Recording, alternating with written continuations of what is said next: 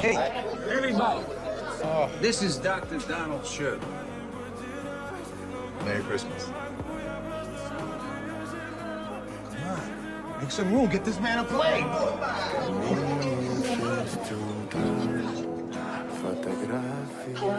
You must be Dolores. Thank you for sharing your husband with me. Thank you for helping him with the lettuce. Dear Dolores, as I'm writing this letter, I'm eating potato chips, and I'm starting to get thirsty. You know this is pathetic, right? Tell me what you're trying to say. I miss her shit. Then say that. I loved you the day I met you. I love you today. And I will love you the rest of my life.